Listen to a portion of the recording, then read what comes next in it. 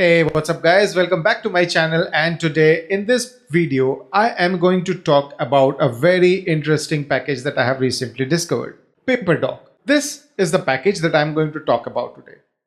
Why? Well, this package allows you to write and read documents of various formats. Yes, if you see the documentation or its marketing copy actually, it supports about 7+ formats, which is a huge thing. It is quite fast. It is 100% PHP native, which means you don't have to download some external binaries when you are running this on production, for example, Puppeteer or things like that.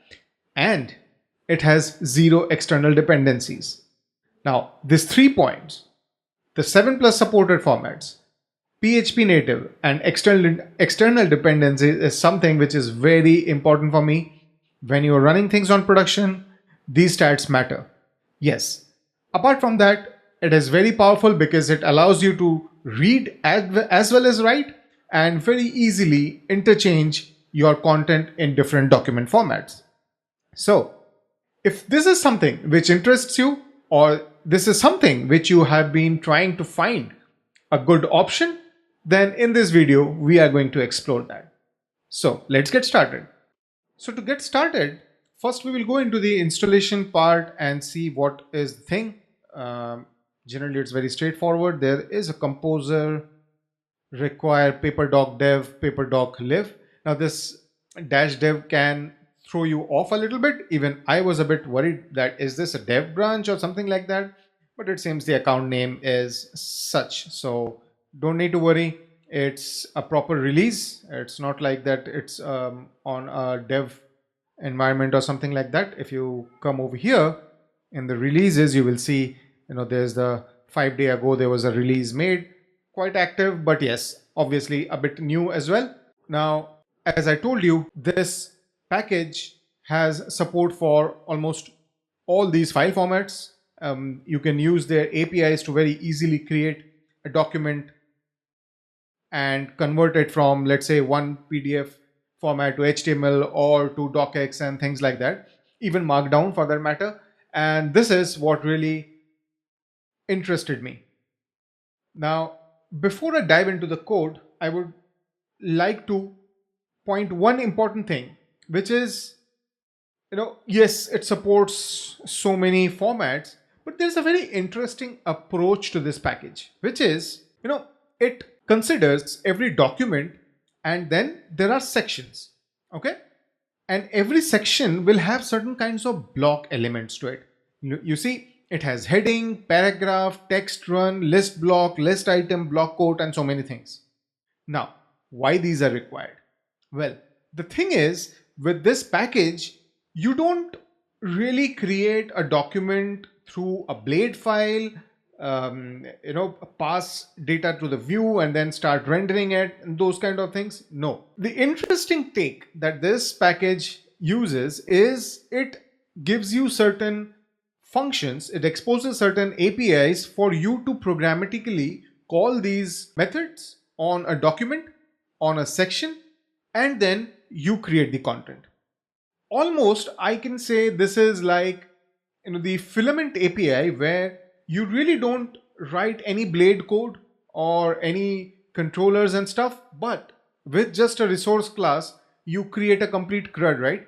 This is a very similar approach where you call methods on objects and you get you create a fine looking document, and that's the beauty, because that allows you to very easily change the format or even programmatically do things. So with this kind of API, it really kind of excites me that yes, with this approach I can create dynamic blocks or dynamic documents, and I'll show you an example code that I have. So I have this a simple route test, and let me do composer run dev so that I am able to get my, okay, I need to do npm install. I kind of skipped it thinking and I don't need that because I'm running a PHP package, but yes, actually on a second thought, what I only can do is run serve, which is PHP artisan serve. It should start the application on port 8000 for me. Okay. And not to worry, I don't need to go into the welcome page, so that's fine. Okay. Now, storage, output, report.md. Okay, I have a file here and I will show you why I have a file in here. Let's understand the code first. So there are some use statements which you can go through, but we will first dive into creating a PDF. Okay, so what are we doing here? There's an instance of document manager. Okay, we are doing document manager.create, or the static method create. I'm saying that I'm going to create a PDF. My file name is report. And then I'm setting some metadatas. For example, the author is Alice, keyword, release, changelog, Paperdoc, languages, English US, those things. Then we open a section. Why? If you remember the doc, or maybe I will again show you, this package has this architecture, which is you have a document, you have sections, and inside the section you have anything like this. So we have a section. Section has an element, heading, make get started, heading 2, intro. Now if I go back, for example, you see I have a code block in here which says composer require Paperdoc, and then the formatting is bash. And so you will see it has this 3 ticks, the bash, and then the code which we wanted to show, which is over here. Add a bookmark, ready to go. That happens only in a PDF. Then we have add block code, add text. You are all set, right? So text style and all those things. So ready to go. And then yes, this is my Markdown block code. So it kind of renders it like this. As you can see, you are all set. This is my code block. And then I also have, because I have the ability to call methods on the section, what I have done is section add element. Okay, I have added an element and then I'm calling a method or a function actually here, because web.php doesn't have a class. So I'm calling create table function. And what create table function does is it returns an instance of table, which again is part of Paperdoc. So in here you can see I have some table styles for example, set border color, border width, cell paddings, set heading, BG, and all those things. Then I am making a table and I'm passing the table style. I have some column widths over here. Hold on, I will show you that. Set headers, name, word, phone, last used. Okay, and then I have some random data over here. And finally, I return the table. So complete fake data, but dynamically added. You can run queries, you can do all sorts of things inside a table, and that all logic can be actually in a class file, which can be tested, done all sorts of things, right? And then you finally return the table, and the table is added as an element in your documentation. And if you see, this is the table that I got. Complete dynamic, testable code. Okay. And then finally, what I do over here is Paperdoc save.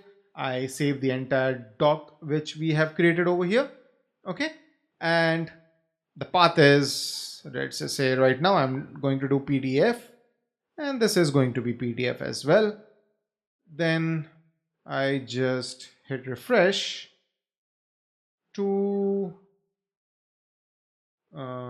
open with. No. Open in browser should work for me. Yeah, okay.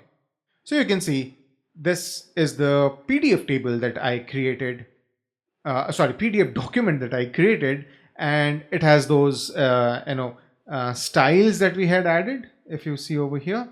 So for example, if I do RGB, right? So FF0000, is that red? I don't know. I'll hit refresh once again. And this will need to be rendered. Yeah, it looks horrible, but you get the point, right? You can do a lot of styling. You can change the width and stuff. For example, over here you can do 10, and then automatically this column shrinks down a bit. Play around with it and you will understand. For example, I can do 10, and let me close this too, hit refresh, open in browser, and we have this shrinked a little bit, so you have quite a few quite a lot of control on the rendering part. And this really allows me, like literally, if I change, where is that, this thing, yeah, this thing, the save, Paperdoc save, if I do report.md and mention the format as Markdown MD, right, it immediately creates a Markdown file. If I do DOCX, I think the format is DOCX, I'll have to check. It will create the document. Yes. And this is the power, because just like that, you are able to completely change the output without making a single line of code change. Blade change. And this is where you are able to, for example, you want to show a report or allow the user to download a report in multiple formats. Now you can say you download it as an HTML or a Markdown, a PDF, or DOCX, right? And this will help you. You make it dynamic, the file is created, and no code changes are required. And just so that you can dig around, I will say go into the source code. The source code is very well maintained. You have the document and all the blocks are over here. For example, and if you go into the code block, right, code block, every block which we have as an API, they have this corresponding file where you can go and understand what happens, just to get the feel how things are made. For example, I was looking at the table. So every table, for example, over here, it implements block element interface. And then if you see, there are nice little things. See, add row, get rows, add row from array, which means you can pass an array of data and it should easily do the things. Set headers, which means there is a different method so that you can create the headers there. And yeah, all kinds of things. And this is really the power of having an API based way of creating documents. This is what really interested me.